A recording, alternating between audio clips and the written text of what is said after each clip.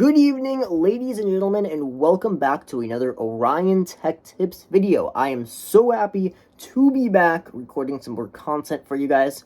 Now, with this, I thought I already did a video on the RX 6650 XT when I bought it in March, and I looked at my channel and it looks like I haven't. So, now is a pretty good opportunity to actually review it with my experience, because I spent 4 months with it now. It's been quite some time, so I should give you a fairly detailed analysis with my reviews, some pros, some cons, my experience from upgrading from my 5-year-old RX 580, and yes, I have been using that for 5 years, because I bought that with the Ryzen 7 1700X when that came out.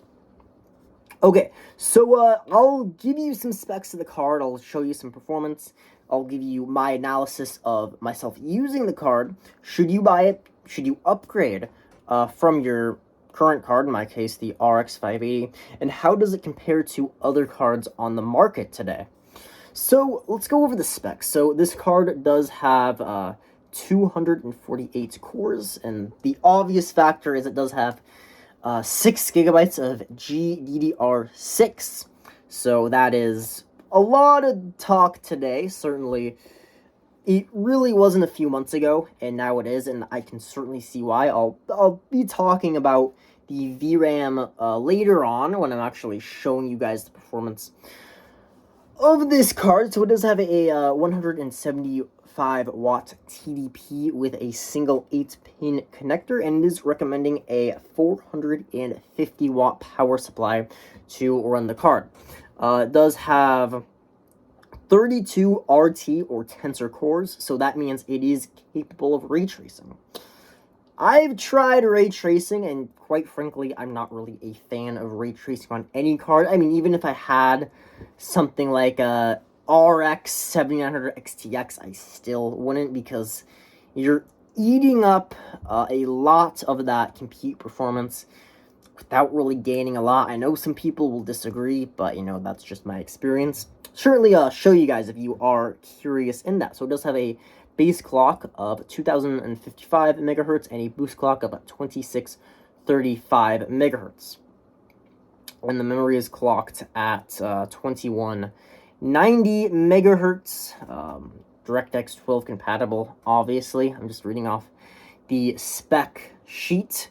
Does have 32 megabytes of L3 cache. So, pretty much everything that you would expect from a mid-range card. Now, the MSRP is $400, which is kind of depressing, I will have to admit. Simply because, I mean, the RX 580, that was a very solid card, and it launched. The 8GB was $240. So, yeah, capable 1440. I mean, this is also advertised as a 1080p card, as you can see here. 1080p gaming, 8 gigs memory, PCIe 4.0 support. I mean, at this price, I would hope that you would have all of that. So I ended up with the MSI model. Here is some of the here's the back of the card of the box. Now, the card is in my computer. I'm not going to bother taking that out. Okay, so anyway, I originally was planning to buy the RX 6600 XT, not the 6650 XT. So, however, I went to the computer store, and I saw the RX 6650 XT was actually cheaper than the RX 6600 XT. I thought that was a mistake, so I asked the store employee, and he said, no, the 6650 XT is somehow cheaper. So, I bought that. There's about an 8% performance difference, and the only difference between the two is the 6650 XT has faster clocked memory. So if you go to the store and it's 8% more expensive, then, yeah, I mean, it's up to you, go with it. If it's the same price or cheaper, then certainly go with the 6650 XT over the regular RX 6600. Another thing I will mention is I'm on a 24-inch 1080p monitor. I'm actually on two, but you know, it is nice for multitasking. I did order a 27-inch 1440p monitor. So right now I'm on a 1080p monitor. I ordered a 1440p monitor to do some testing on this. And once it comes, I'll review the monitor and the RX 6650 XT's performance on 1440p gaming. How well does it do? I'll certainly be covering that. But for now, I only have 1080p resolution to show you. However, if you are worried, how does it perform at 1080p or 1440p? Even though this is marketed as a 1080p card, it can still do some 1440p gaming. Not the best 1440p experience ever, mind you.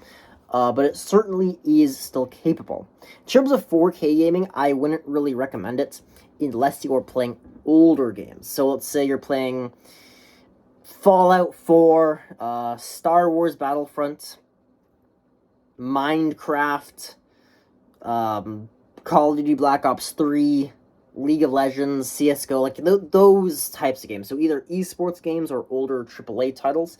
Yes, that will do it. The reason I say that is because this is actually about 6% faster than the GTX 1080 Ti. The Pascal 2017, I believe, is when it launched. And the only thing you're missing is that does have 11 gigabytes of GDDR5X. And this just has 8 gigabytes of GDDR6. So it is faster VRAM, even though it does have 3 gigabytes less of it. So if you're curious, I'm not sure if anyone is, yes, you can do very, very light, moderate 4K gaming if you're using older titles. I'm not sure if anyone is, but I just thought I would put that out there. Okay, so the last thing I will mention before we get to the benchmarks is this did come with The Last of Us Part 1 on PC, the remastered. Like all RDNA 2 cards, the RX 6000 series, believe certainly 6600 and up, came with one. It is very difficult to redeem. The guy, like, on the receipt, I thought he would just give me a Steam code, and they asked me, and said, yeah, it's on the receipt. So then I had to go through AMD's website, which took me to website to website to website, and then it finally was able to redeem it through Steam. But it is a very painful process. Yes, I will be showing you Last of Us Part 1. It is very unoptimized. Okay, but with that, let's get into the benchmarks, and then let's talk some more about the card. Alright, I actually tried recording this before, but my microphone wouldn't work. Okay, there we go. There's the frame rate counter. So I'm going to show you guys what settings we're working with here. So I meant to do The Last of Us, however the game just kept crashing on me. It is horribly unoptimized, so we're just going to have to wait for developers to patch that. Fortunately, it's a pretty good game on the PlayStation, but on PC it just isn't where it should be. Okay, so we're playing at 1080p. I pretty much what I did here is I just said, I'll set it to auto, and whatever the game detected from my hardware, it just did it. So we have FSR and quality, and everything else is set to high. Ray tracing is off. Of course, you can turn that on. However, in my opinion, the performance hit isn't worth the visual quality that you will gain. I've tried ray tracing. However, I didn't think it was amazing, so that's why I just keep it off. I'd rather have the extra performance than the boost in the visual quality. So right now I'm in Hogsmeade, so let's just run around. I actually picked up Hogwarts Legacy on a sale. I think it was $50, so that's a pretty good deal. I didn't think it would go on sale, and it didn't go on sale on Steam. I believe it went on sale on Green Man Gaming. So, I've actually been having a lot of fun with it. The only complaints I have, it is single player only. However, there is a mod to fix that. However, it's not, like, incorporated in the main game. Can I... Okay, I guess I can't use my powers here.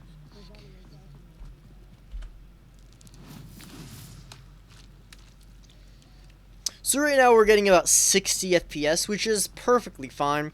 This is, I think, other than The Last of Us, which is an unoptimized mess, this is the most demanding game on the market. So 60 FPS, 1080p high, it's pretty good. It's obviously not the best, but for a single-player game, I don't really need 60 FPS. I mean, I completed the entire Rise of the Tomb Raider game at about 30 FPS on, like, some old laptop. Oof. I did not mean to do that. Okay. I know I kind of took a break from the mission just to, like, free roam around Hogsmeade.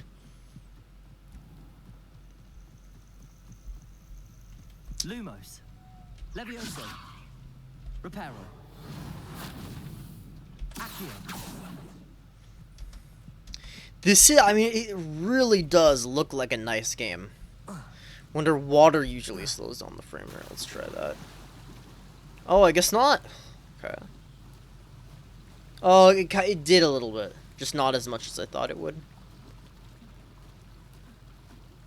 Okay, now we're dipping into the 40s. Oh, but now it's back up to the 50s. 59, 45, okay.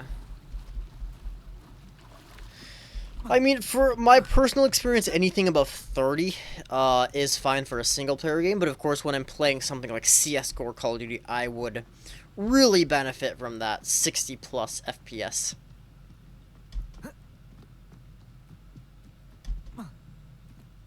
So yeah, okay, I mean, there isn't a whole lot to see here, but pretty much Hogwarts Legacy is a pass.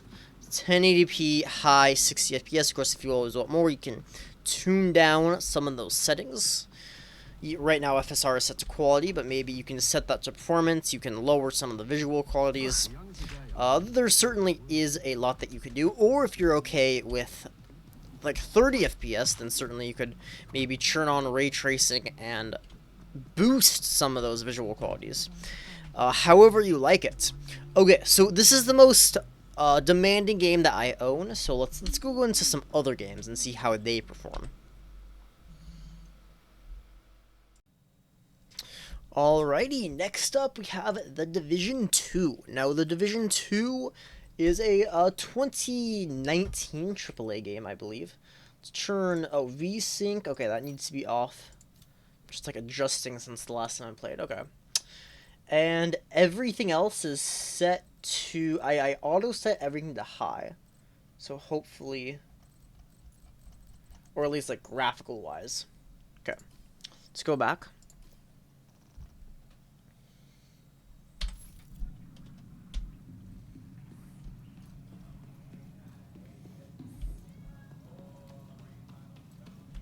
Now this is like a third-person looter shooter. It's not like a competitive shooter by any means, so you don't need like those super high frame rates. But a 60 FPS is certainly nice, and it makes a difference. And I mean, we're getting more than that.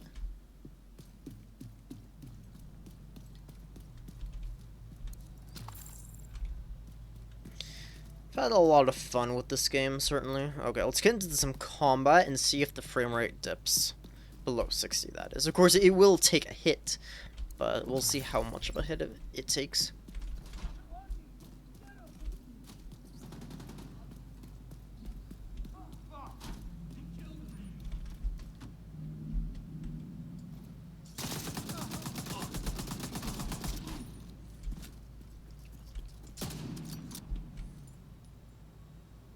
This one's mine.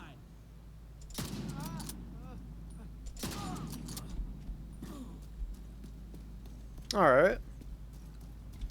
Was very smooth when I was actually in the combat, I will say.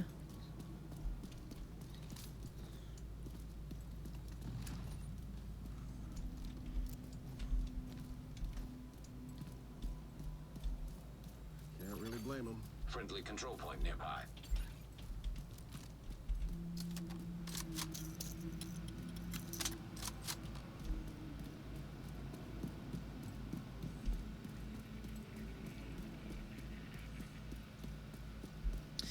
Now, if you're wondering about the temperatures, the MSI card I have has it's staying like around 50 degrees, which is actually very, very nice.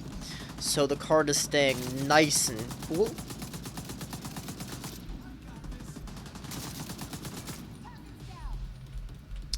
That is a main con with the 6700 non-XT. It does have 10 gigabytes of GDDR6 VRAM instead of 8 gigabytes. So that's definitely nice. However, the coolers are not nearly as nice as they are on the 6650 XT or 6600 XT. However, I mean, I would say if you can find the 6600 or the 6700 non-XT for the same price as the 6650 XT, I would go with it. You're not really getting more performance, but you are getting 2 extra gigabytes of VRAM. So that that does definitely future-proof your card. So I would go with that.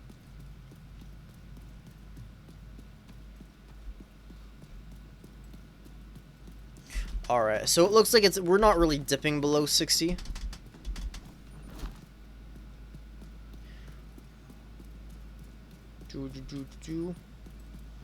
Oh, looks more combat.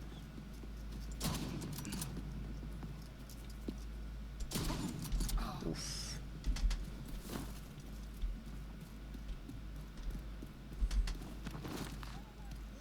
And if you guys do want to see a dedicated video where I just dive deep into one game, test out different resolutions, different graphical settings, see how playable ray tracing is, make sure you let me know, because I'd be happy to do that. Right now I'm just trying to review the card where I test out multiple games.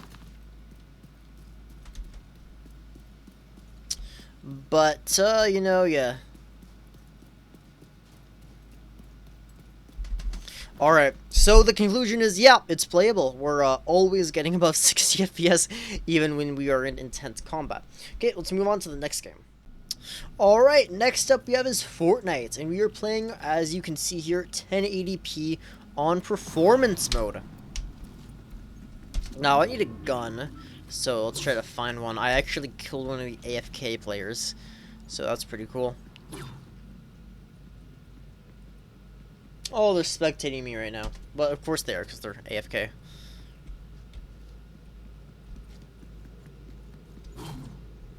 Shh. I don't know if that guy is dangerous, so I'm going to run.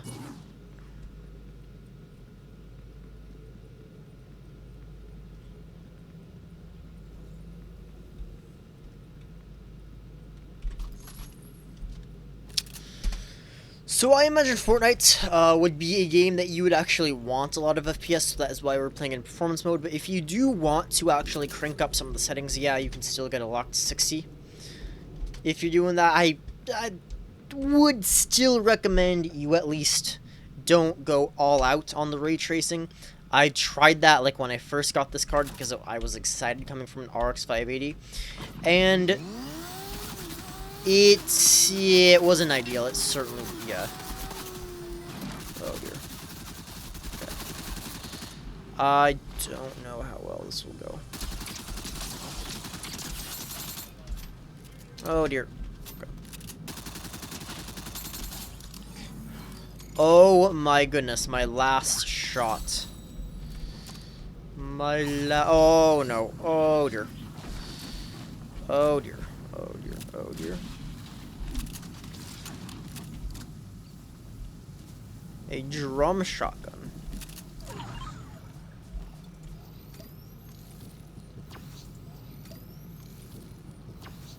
What is this? Ports a bunker? Oh dang.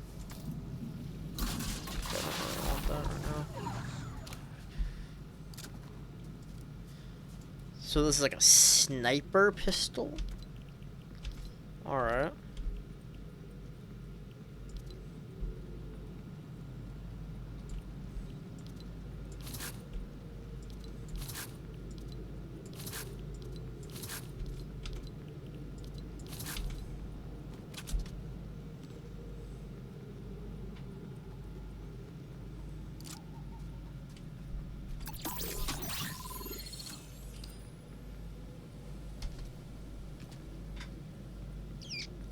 So even I'm still really surprised I actually got that kill. But even in like those more combat scenarios, the frame rate was still very playable. And I did not expect to win that. I am still quite surprised.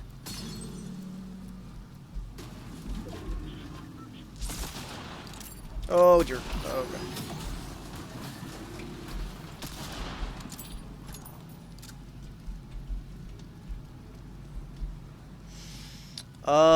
I mean okay. I probably should not pursue that.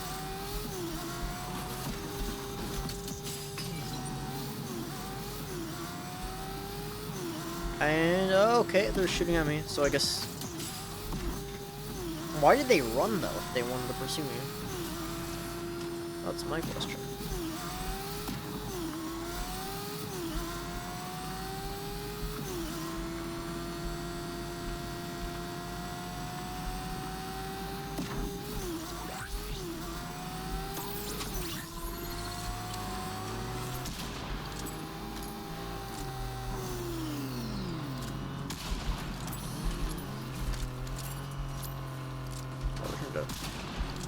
That one to me. Should probably be more conservative with my ammo. It's my sniper rifle ammo, rather. Oh, are these? Oh, ooh. Ah, come on.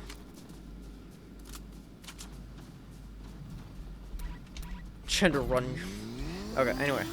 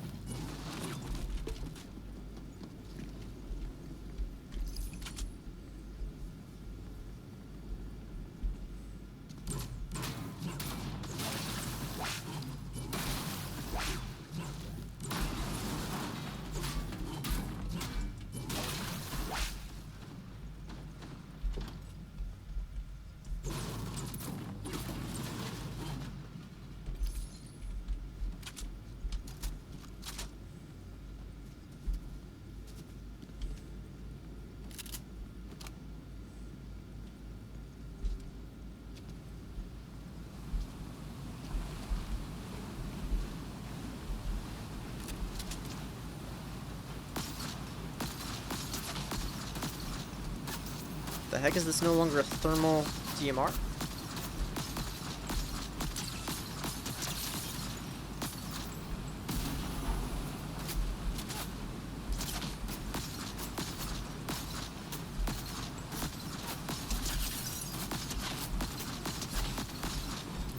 Let's go.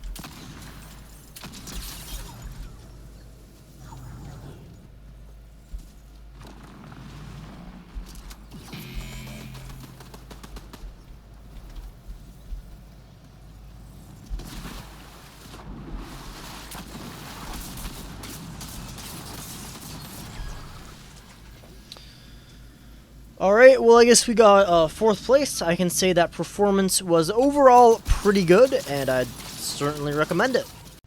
Alrighty, next up is Star Wars Battlefront 2. Now we are playing Star Wars Battlefront 2 1080p high detail, as you can see here. Oh, we can go up to 60 Hz. Alright.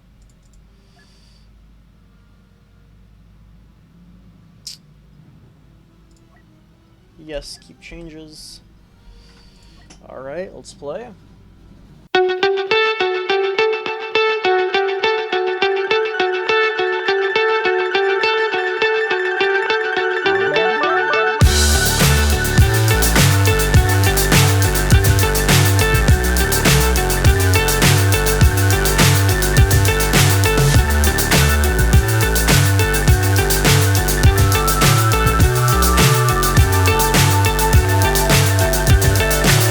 So high I'm hypnotized. What's up is down, what's left is right. Chasing stars and holding you. I can't see the end, but we'll see it through.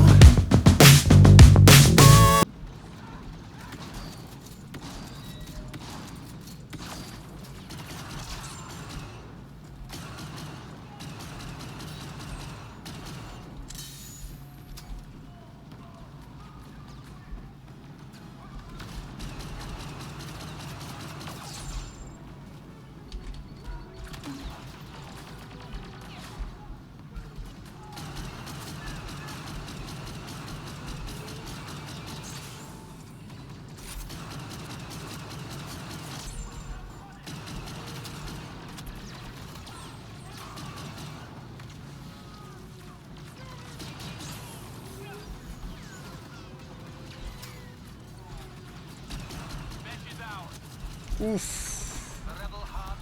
That turret does not play nice. Ah, alright. Dude.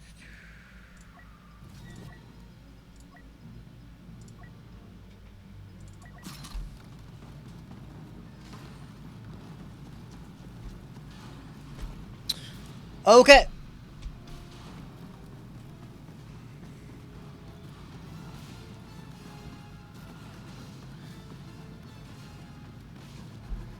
Is under attack by the rebels. Command post Crash has been captured by us.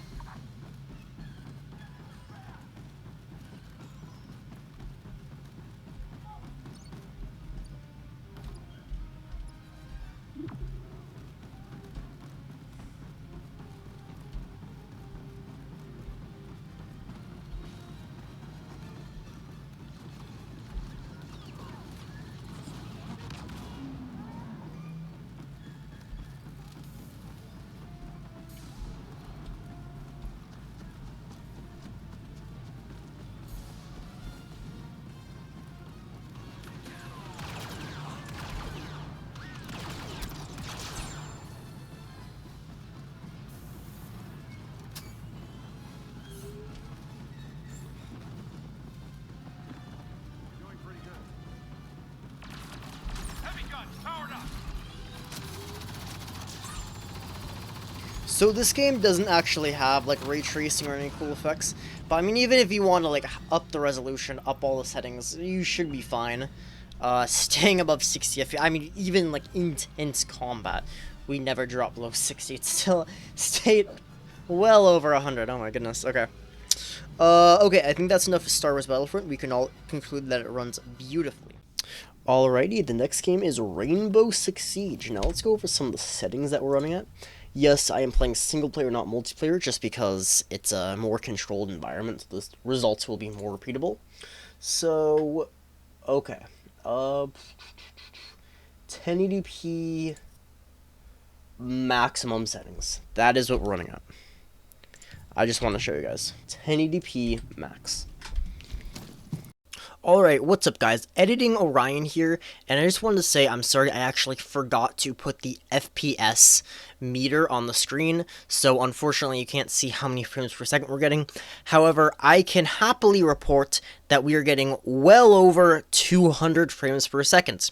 So if you wanted a locked 144 or 165 at 1080p maxed out settings, you can easily get that, which is very, very cool. But let's say if you wanted like 240 frames per second because you had a 240 hertz monitor, well, you can either lower the settings and you can certainly achieve it, or if you have a better CPU. So for example, I'm using a Ryzen 7 1700X. However, if you say had like a Ryzen 7 5700X, if you're building a computer in like 2023, you're probably going to get a more powerful CPU than just the 1700X. Then you could probably also get a locked 240 FPS, or at least get really close to it. So keep that in mind. We're getting amazing FPS, but you can always lower the settings or install a better CPU to get even higher FPS. Okay, anyway, enjoy the rest of the gameplay.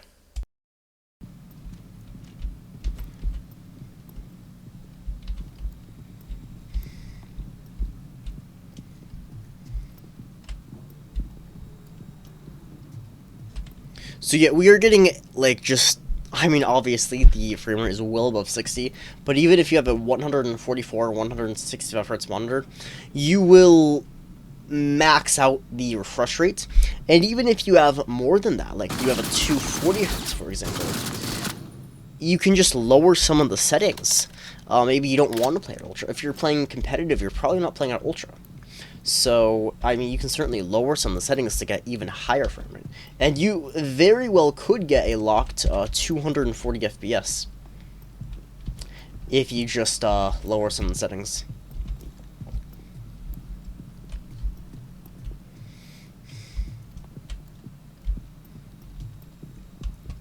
So yeah, even when we're in like intense combat, like taking on like multiple people,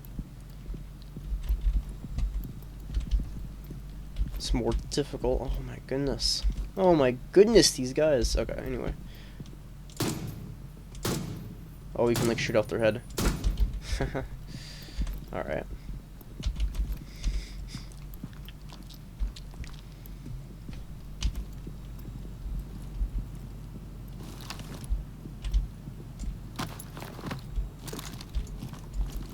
See if the frame rate dips during an explosion. Alright, a little bit.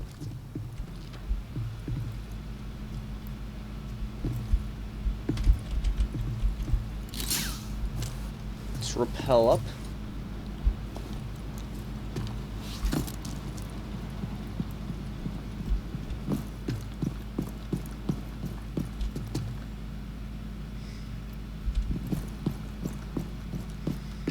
So even when we're in like this vast land, and we have to like render all of this, our frame rate still really doesn't take a dip.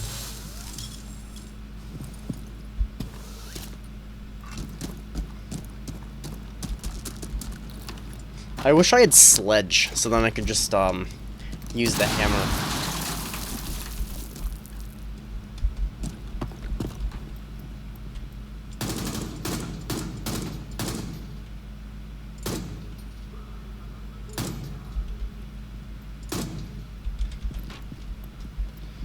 So I have to kill 4 more enemies, but I don't know where they are. They keep hiding.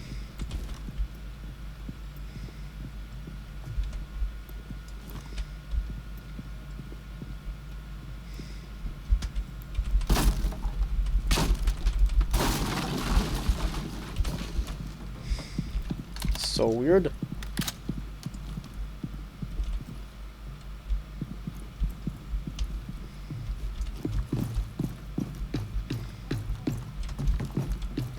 Okay, I got someone in this room. Okay, now we know there's someone in there. Let's toss. I don't know what type of grenade. Oh, I guess it's a flashbang. Okay. Can we go in? Hostiles remaining.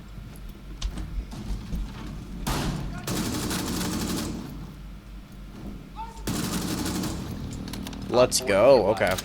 So, very, very fluid frame rates. We managed to stay well above the 144, 165. And again, if you want more, you can always lower the settings. We were playing at ultra maximum detail, which looked beautiful. But, of course, if you want more frame rate, you can always lower it, even though I personally think 144 is good enough. Even, because, like, going to, like, 240 hertz, I didn't really notice a difference between 144 and 240. But anyway, that's just me. Maybe you're different. Now, if you're curious, how did built-in benchmarks perform? Well, here we have Shadow of the Tomb Raider, 1080p high settings with the RX 6650 XT with an average of 94 frames per second. Now, one thing I do want to point out is I'm using a Ryzen 7 1700X, and that will, if you upgrade to something higher, even with the 6650 XT, you will get more FPS, but nevertheless, 94 is still very, very good. If you have a 60 hertz monitor, you're perfect. If you have a 144 hertz monitor, you won't quite get the full 144 frames per second. However, if you lower some of the settings, then you will.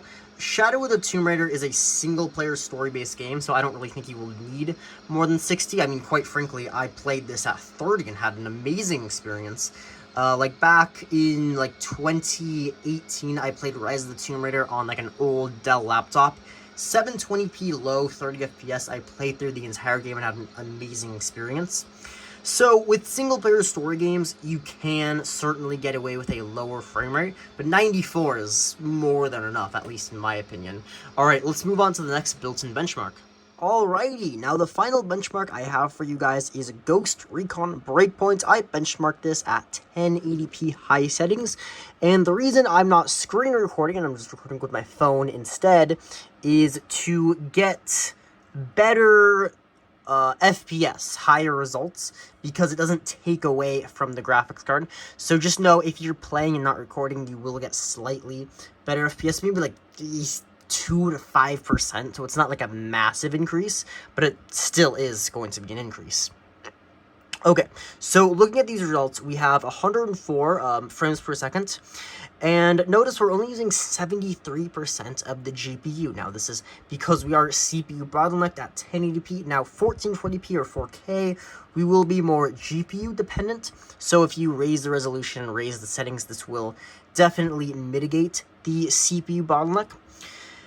And yeah, so notice the other specs, of course, 8 GB of VRAM, and we are on the latest 23.7.2 drivers at the time of filming this, and I also have 32 GB of RAM, which I would recommend. If you're just gaming, you have nothing else in the background, yes, you can get it with 16. 8 is definitely not enough, and it hasn't been for a while. However, if you want to like have other stuff running in the background, I'd recommend 32. Really easy to install, and it's not that expensive. Okay, this is going to be the last benchmark. Now let's get into the conclusion. Ladies and gentlemen, that is going to do it for the video. I hope you enjoyed the performance. Before we go, I do want to mention a few things. So, the configuration I am testing with, I mean, the most powerful PC I have is the RX 6650 XT, of course, the MSI variant of the card. 32 gigabytes of DDR4, 2400 megahertz. I think it's CL21. I'd have to double check that, so don't quote me on that. And then, of course, the Ryzen 7 1700X. Now, we were testing at 1080p high, and there certainly was a CPU bottleneck being present. So if you have a Ryzen 1700X, great, expect this performance. This is the performance that you will get.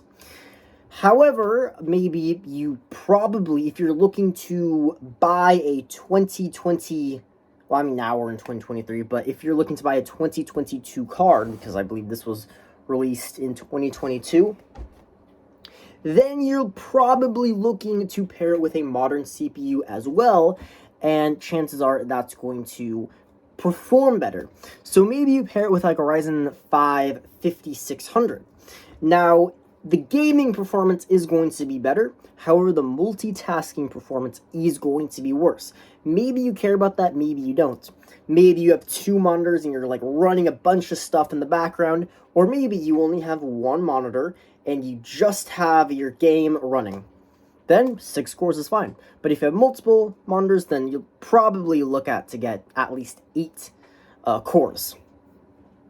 Okay, so now if you want to say, if you have the 1700X like I do, maybe you want to try to mitigate the CPU bottleneck, but you don't want to spend more money.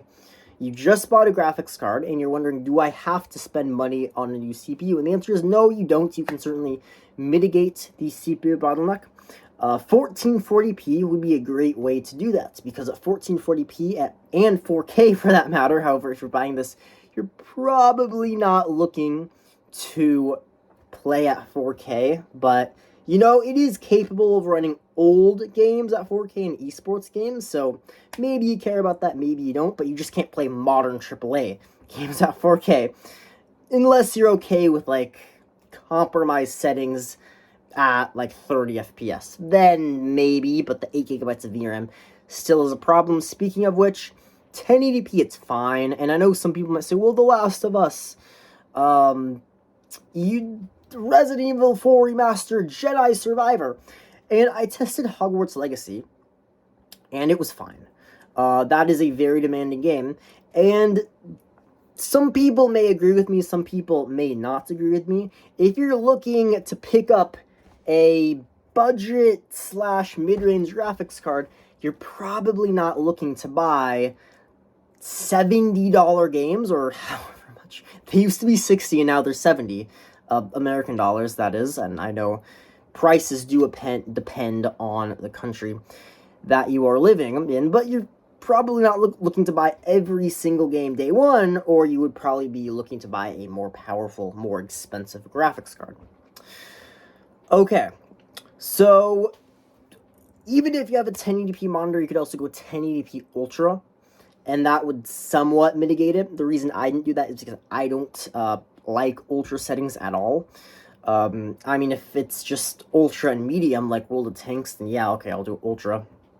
The reason I don't play at Ultra is because it really takes a toll on your hardware, and you're not really gaining much visual fidelity from that. So I prefer high. In terms of resolutions, yes, amazing 1080p card. I wouldn't recommend buying more than, of course, an RX 6650 XT, because it would just go to waste at 1080p. And even though AMD does advertise this as a 1080p card, it's an amazing 1080p card, I wouldn't buy more than this. You could also run it at 1440p. I do have videos of this card at 1440p, so make sure to look out for that.